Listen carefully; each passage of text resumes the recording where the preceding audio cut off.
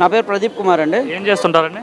ఇక్కడే కూరగాయల వ్యాపారం చేస్తుంటాం. ఎట్లా నడుస్తుందండి వ్యాపారం? పర్వాలేదు, బాగానే ఉంది. కూటమి గవర్నమెంట్ వచ్చింది కదండి, ఎట్లా ఉంది చంద్రబాబు నాయుడు పరిపాలన? పర్వాలేదు, చంద్రబాబు నాయుడు గారి పరిపాలన అయితే బాగానే ఉంది. ఇబ్బందికరమైన సన్నివేశాలు అయితే ఏం లేవు. అంటే మహిళల పైన దాడులు ఎక్కువ జరుగుతున్నాయి అని చెప్పి వైసీపీ వాళ్ళు అంటున్నారు కదండి.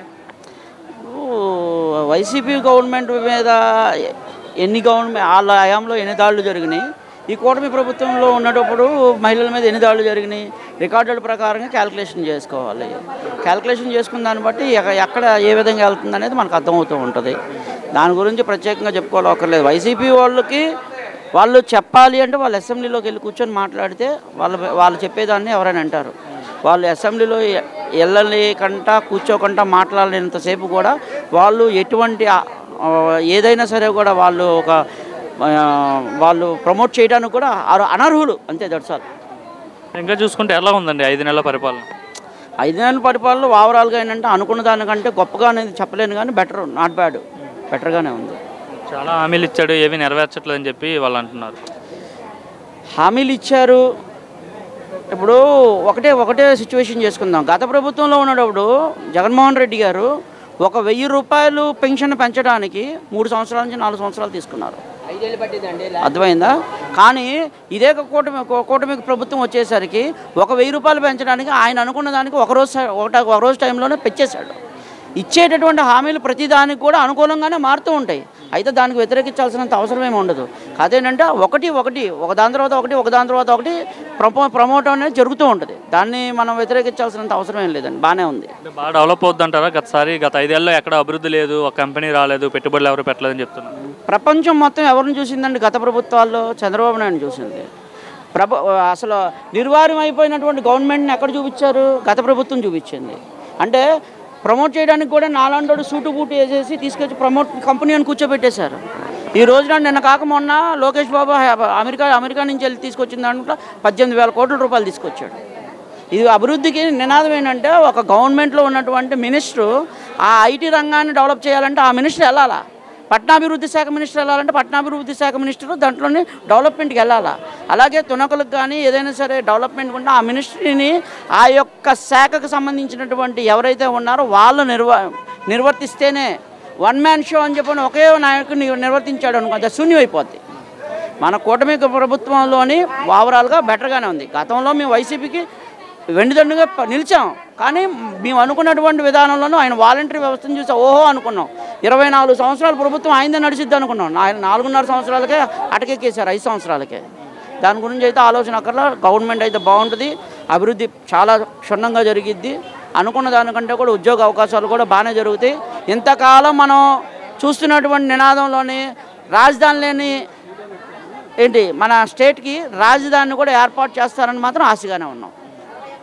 వచ్చిన వెంటనే అమరావతిని జంగిల్ క్లియరెన్స్ చేయించడం, తర్వాత మళ్ళీ పనులకి పునర్శంకుస్థాపన చేయడం కావచ్చు, అమరావతి మీద కాన్సన్ట్రేషన్ అయితే పెట్టారు బాబు గారు. పెడతారు. అది కార్యాచరణ ఏంటంటే ఆయన విజన్లోనే ఒక భాగం. ఆ భాగాన్ని డెవలప్మెంట్ కోసం అని చెప్పి ఆయన చూసుకుంటాడు. అదైతే దానికైతే వ్యతిరేకత ఏమి ఉండదు, చేస్తాడు. జమిలీ ఎన్నికలు వస్తున్నాయి, నేనే అధికారంలోకి వస్తా అంటున్నాడు ఆయన. జమిలీ ఎన్నికలు 2027 అనుకుంటున్నారు, కానీ 2027 2028 తెలియదు. కానీ జమిలీ ఎలక్షన్స్ వచ్చినప్పటికీ ఆయన అభివృద్ధి చూసుకున్నారు అనుకోండి, ప్రజలు పట్టం కడతారు. దాని గురించి అయితే ఆలోచన అక్కర్లా. అంటే చాలామంది వల్లభనేని వంశీని ఎప్పుడు అరెస్ట్ చేస్తారు, కొడాలని అరెస్ట్ ఎప్పుడు చేస్తారని చాలామంది ఎదురు చూస్తున్నారు. ఒక మాట చెప్తాను ఏంటండి, గత ప్రభుత్వంలో దాడులు చేసి ఈ ప్రభుత్వంలో దాడులు జరిగినాయని గత ప్రభుత్వాలు విమర్శించారు. ఇప్పుడు వల్లభనేని వంశీని అరెస్ట్ చేయాలి, కొడాలి నానిని అరెస్ట్ చేయాలి, రోజాని అరెస్ట్ చేయాలి, ఇలా అరెస్ట్ చేయాలంటే దానికి ఒక సందర్భం అనేది ఉంటుంది. వాళ్ళు తప్పు చేశారని చెప్పి మేము తప్పు చేయమని చెప్పి గవర్నమెంట్ చెప్తుంది కదా. వాళ్ళ మీద ఎవరైనా సరే ఛార్జ్షీట్ దాఖలైంది అనుకోండి, అప్పుడు అరెస్ట్కి వెళ్తారు. ఛార్జెస్ దాఖలైనప్పుడు అరెస్టులు ఉండవు. ఇప్పుడు ఏదైనా సరే ఇప్పుడు మిస్ మీడియా చేస్తుంది అనుకోండి, ఇప్పుడు నా కొడుకు అనేదానికి నా కొడుకు అనేదానికి చాలా తేడా ఉంటుంది. నీ అమ్మ అన్నదానికి మీ అమ్మగారు అన్నదానికి చాలా తేడా ఉంటుంది. గత ప్రభుత్వంలో నీ అమ్మ అన్నారు, ఈ ప్రభుత్వంలో మీ అమ్మగారు అంటున్నారు. అది మనం మాట్లాడే విధానాన్ని బట్టి ఉంటుంది. అలాగే వాళ్ళు అరెస్టులు అంటారా, వాళ్ళు జరిగే విధానాన్ని బట్టే జరుగుతూ ఉంటాయండి. అక్రమంగా సోషల్ మీడియా కార్యకర్తలను అరెస్ట్ చేస్తున్నారు, ప్రశ్నిస్తే ఇలా అరెస్ట్ చేస్తారని చెప్పి జగన్ ప్రశ్నిస్తున్నారు. ప్రశ్నించే విధానం చాలా ఉన్నతంగా ఉండాలా. నైతిక విలువలతో కూడా ఉండాలా. ఎదుటి వ్యక్తిని విమర్శించేటప్పుడు చంద్రబాబు నాయుడు గారు మీరు చేసే పరిపాలన బాగాలేదు అనే దానికి వేరేగా అన్పార్లమెంట్ లాంగ్వేజ్తో మాట్లాడేదానికి చాలా తేడా ఉంటుంది. అంటే వాక్ స్వాతంత్రం ఉంది కదా అని చెప్పి నా ఇష్టం వచ్చినట్టు మాట్లాడతాను కుదరదు. అవునండి. ఎప్పుడు కూడా మన పరిధులను మనం చూసుకొని మనకున్నటువంటి మన విలువలు కాపాడుకొని మాట్లాడితే అది ఎక్కడికి కూడా పోదు. ఎలా ఉందండి లోకేష్ గారు వర్కింగ్ ఎలా ఉందండి? వర్క్ ఈజ్ బెటర్ అండి. లోకేష్ బాబుది బెటర్, బాగానే ఉంది. దానికైతే ఇబ్బంది అయితే ఏం లేదు. Thank you. అన్న మీ పేరన్నా? నా పేరు దుర్గాప్రసాద్ వేముల. ఏం చేస్తుంటారన్న? కూరగాయల వ్యాపారం చేస్తాను నేను. ఎట్లా నడుస్తుంది వ్యాపారం? వ్యాపారం పర్లేదు. ఇప్పుడిప్పుడే అంటే మొన్న కదా ప్రభుత్వం వచ్చింది, కొంచెం ఇప్పుడిప్పుడే కోలుకుంటుంది, పర్లేదు. గతంలో వ్యాపారాలు బాగాలేవా? కోలుకుంటుంది అంటున్నారు. అంటే కొంచెం తగ్గినాయి, అప్పుడు తగ్గినాయి. ఇప్పుడు కొంచెం పర్లేదు వ్యాపారం కొద్దిగా. ఇప్పుడు అందులో ఇప్పుడు ఆంధ్రప్రదేశ్ మన రాజధాని అమరావతి రాజధాని అది కదా, రాజధాని మరి విదేశాల నుంచి అటు నుంచి ఇటు నుంచి మరి అమరావతికి వస్తారు కదా, ఆటోమేటిక్గా అన్నీ పెరుగుతాయి. ఇప్పుడు అదే వైజాగ్ వెళ్ళిపోతే మనకి ఇక్కడ ఉండదు కదా విజయవాడలో, ఏదైనా అంతే కదా. ఇప్పుడు వైజాగ్ వెళ్ళిపోయేదానికి అక్కడ తగ్గింది హడావుడి, ఇప్పుడు హడావుడి పెరిగింది కొంచెం, వస్తారు పర్లేదు. ఎలా ఉంది గవర్నమెంట్? చంద్రబాబు నాయుడు గారు ఎలా పరిపాలిస్తున్నారు? ఇప్పుడు మన గ్యాస్ బండి ఇచ్చాడు, గ్యాస్ బండి వేస్తే డబ్బులు కూడా పడ్డాయి. ఓకే. 850 కట్టాము, 810 రూపాయలు పడింది అకౌంట్లో. పల్లె ఇప్పుడు నెక్స్ట్ నిన్న బడ్జెట్లో తల్లికి 100 అని కేటాయించారు, 6,000 కోట్లు అంత కేటాయించారు. అది కూడా వస్తుంది. ఆల్రెడీ వచ్చి తీసుకోవడం వస్తుంది. ఇదివరకు దొరుకున్న 5,000 అందులో కొంచెం సగం అవుతుంది. అంటే ఇప్పుడు ఇదివరకు 5,000 ఏదో 2,000 ఏదో 3,000 అయిపోతుంది. కొంచెం ఆ పరిపాలన అయితే జగన్ మీద కొంచెం మెరుగ్గానే ఉంది. గ్యాస్ ఉచిత గ్యాస్ ఇవ్వడం వల్ల పేదవాళ్ళందరికీ ఉపయోగమేనా? అందరికి ఉపయోగం మరి, అంతే కదా. ఇప్పుడు నాకు గ్యాస్ వచ్చి 2 నెలలు వస్తుంది అటు ఇటుగా. ఆ 2 నెలలు వచ్చినట్టేగా ఫ్రీగా. 6 సంవత్సరానికి 6 బండ్లు పడతాయి మనకి. ఈజీగా 6 బండ్లు పడతాయి మామూలుగా నెలకు. అలాంటిది ఇప్పుడు 3 బండ్లు ఫ్రీగా వచ్చినట్టే కదా. మామూలు బియ్యం అంటే మామూలు రెగ్యులర్గా వస్తున్నాయి. ప్రస్తుతానికి పరిపాలన అయితే పర్లేదు. మన గ్యాస్ బండి వచ్చింది, నిన్న తల్లికి 100 బడ్జెట్ కేటాయించారు.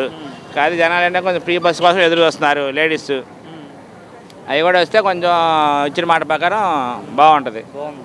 జగన్ అంటున్నాడు ఈ ప్రభుత్వం ఏం బాగోలేదని చెప్తున్నాడు. ఎవరన్నా ప్రతిపక్షంలో ఉన్నప్పుడు ఆయన అలాగే చెప్తాడు అండి మామూలే. ఇప్పుడు ప్రతిపక్షంలో ఉన్నప్పుడు ఆయన ఆ మాట బాగుందంటే ఆయనకి ఇది ఉంటుంది. కొంచెం మెరుగ్గానే ఉంది ప్రస్తుతానికి అయితే. కొంచెం వ్యాపారాలు కూడా పర్లేదు. కొద్దిగా రాజధాని అమరావతి ప్రకటించేంత కొద్దిగా చుట్టుపక్కల స్థలాలు కూడా రేట్లు పెరిగినాయి. అక్కడి నుంచి మన కూరగాయలు వచ్చే కూడా వాళ్ళ రైతులు ఉంటారు కదా, వాళ్ళు కూడా కొద్దిగా పర్లేదులే. మొన్నదాకా గజం 20,000 అంటే కొనేవాళ్ళు, ఈ రోజున 50,000 అన్నా దొరకట్లేదు అమరావతిలో. కొంచెం సంతోషంగా ఉన్నారు ప్రస్తుతానికి వర్గాలన్నీ. అదే ఇప్పుడు మనం వచ్చి 5 నెలల్లో కూడా అవలా, 2-3 సంవత్సరాలు చూసి అన్నీ బాగుంటాయి. మళ్ళీ ఆయన సీఎం ఛాన్స్ మళ్ళీ ఉంటుంది. వచ్చిన బాబు ప్రస్తుతం జగన్ మీద పర్వాలేదు. అదే